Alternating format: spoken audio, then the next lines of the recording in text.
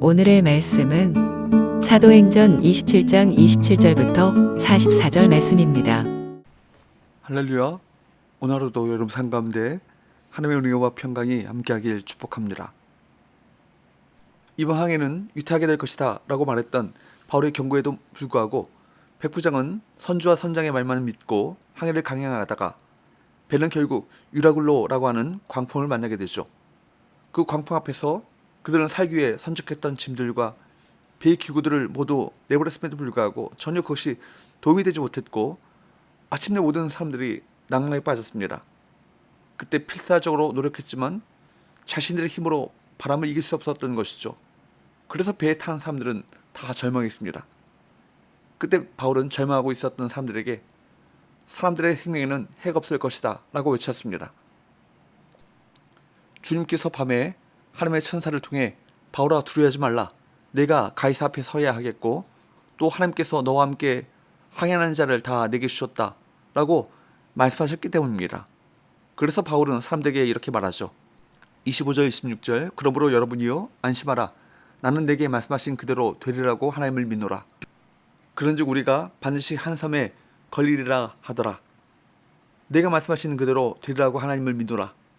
하나님께서 반드시 하실 것이다 라고 하는 믿음이 바울에게 있었습니다. 보십시오. 실제로 사도 바울이 이렇게 선언한 후부터 광풍이 사라지고 벼라가 일기 시작합니다. 이제 이 배를 이끌고 가는 사람은 더 이상 선장도 백부장도 아닌 바울입니다. 27절 열나흘째 되는 날 밤에 우리가 아드리아 바다에서 이리저리 쫓겨가다가 자정쯤 되어 사공들이 어느 육지에 가까워지는 줄을 짐작하고 바울의 예언대로 배는 육지에 가까워지고 있었습니다.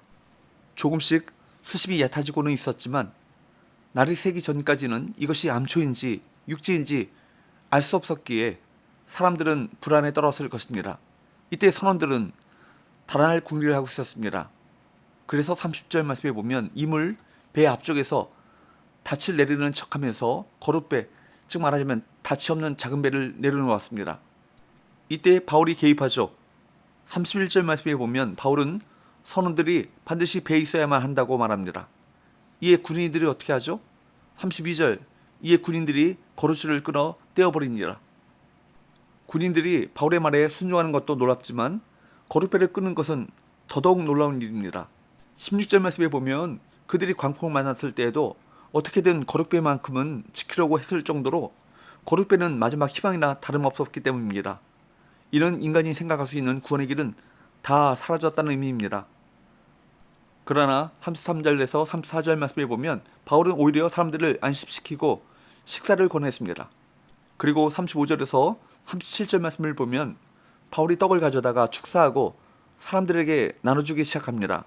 이 모습은 부활 후에 제자들에게 축사하신 후에 떡을 떼어주셨던 주님의 모습을 연상시킵니다. 죽음과도 같은 광풍을 통과한 270명 앞에서 바울은 예수님의 영광을 드러내며 생명의 식사를 나누고 있습니다. 감사는 한 사람으로 인해 식음을 전폐했던 사람들이 음식을 먹기 시작했습니다. 감사는 한 사람으로 인해 배 위에 작은 변화가 일어났습니다. 감사하는 사람은 절망의 순간에도 사람들에게 소망을 심어줍니다. 음식을 먹고 난 후 날이 새어갈 때 육지가 보이기 시작했습니다. 그런데 문제가 생겼죠. 41절 말씀을 보면 두 물이 합하여 흐르는 곳을 만나 배를 걸었는데 이 물, 즉 뱃머리는 부딪혀 움직일 수 없이 붙게 되었고 고물, 즉 선미는 큰 물결에 끼어져 갔습니다. 그때 42절 말씀을 보면 군인들은 죄수들의 탈출을 염려하여 죄수들을 죽일 것을 건의했습니다.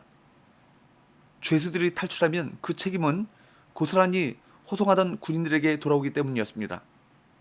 죄수를 놓친 책임을 추궁당하느니 모두 죽인 후에 도망하는 죄수들을 체포하는 과정에서 죽일 수밖에 없었다고 거짓 보고를 하려 했다는 것이죠. 하지만 백부장은 뭐라고 명령합니까? 43절에서 44절 백부장이 바울을 구원하려 하여 그들의 뜻을 막고 헤엄칠 줄 아는 사람들을 명하여 물에 뛰어내려 먼저 육지에 나가게 하고 그 남은 사람들은 널조각 혹은 배 물건에 의지하여 나가게 하니 마침내 사람들이 다 상륙하여 구조되니라. 헤엄칠 줄 아는 사람들은 헤엄쳐서 나가게 하고 그 남은 사람들은 물에 뜨는 물건을 붙잡고 육지에 당도하라고 명합니다. 바울을 안전하게 보호하여 로마까지 호송하려 했던 것입니다. 이것은 하나님께서 백부장의 마음을 움직이신 까닭입니다. 어떤 상황에도 하나님을 의지하는 바울의 모습을 보며 그는 바울을 보호하기로 마음먹었습니다. 바울의 말을 듣지 않고 바다에 배를 띄웠던 그가 이제는 바울을 신뢰하고 있습니다. 이에 단 한 명도 목숨을 잃지 않고 상륙할 수 있었습니다. 비록 바울은 한 명의 죄수였지만 하나님의 능력을 의지했기에 세상의 권세자에게 신뢰와 존경을 받았고 자기뿐 아니라 그 배에 탄 다른 사람들까지 구원할 수 있었습니다. 이것이 세상으로 보냄받은 그리스도인이 추구해야 할 모습입니다. 우리는 각자가 처한 현실 가운데서 바울처럼 하나님의 은혜를 전해야 할 것입니다. 그럴 때 인정받는 그리스도인이 됩니다. 바울은 죄수의 자리에 있었지만 그 배의 선장이나 다름이 없었으며 로마 군인들을 지휘하는 역할까지 감당했습니다. 세상에서 어떤 지위를 가지고 있는지 상관없습니다. 하나님께서 이 세상을 다스리고 계심을 믿고 예수님을 따라 살아가겠다고 결단한다면 바울처럼 사람들을 구원하며 다스릴 수 있습니다. 이 믿음을 가지고 오늘 하루 당당하게 영적 전투를 감당할 수 있기를 축복합니다. 기도합시다. 하나님 아버지, 바울 한 사람으로 온 배가 구원받았던 것처럼 하나님을 믿고 신뢰하는 믿음의 사람과 믿음의 공동체가 되어 세상을 구원하는 사명을 감당하게 하여 주옵소서. 예수님의 거룩하신 이름으로 기도하옵나이다. 아멘.